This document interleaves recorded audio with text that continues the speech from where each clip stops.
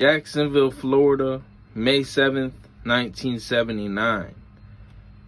Debra Quinn, she was 18 years old, and she would be dropped off at her apartment that night by her dad.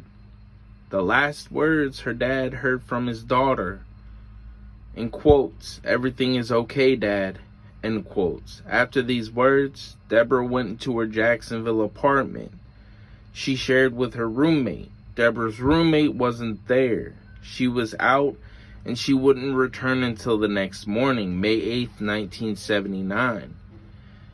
The roommate is said to have arrived around 7 a.m. to 9 a.m.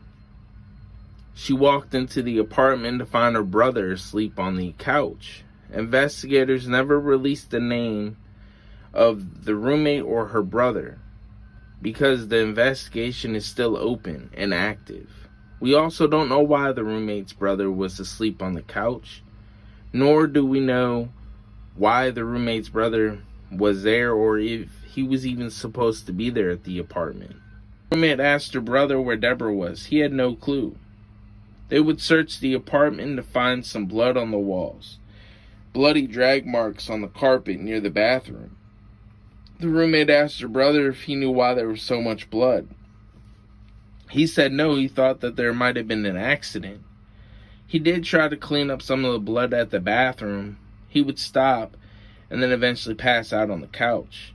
Later, the brother would tell investigators he thought the blood was menstrual blood coming from either his sister or Debra.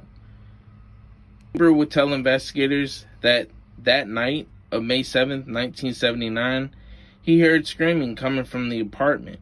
He also saw a man coming out the apartment carrying something that looked like a car tire to the pickup truck. But it was dark, and police believed that it wasn't a car tire.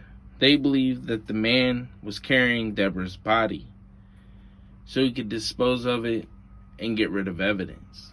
Investigators noticed the brother had a pickup truck. They searched the pickup truck and found a serrated knife.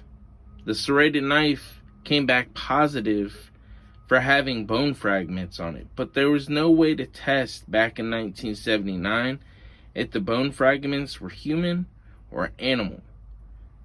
Debra was dropped off at her apartment by her dad at 9 p.m. May 7, 1979. The roommate's brother claims he arrived at the apartment around 3 a.m. and found nobody in the home, and then that's when he found the blood, but he wasn't alarmed, didn't call nobody.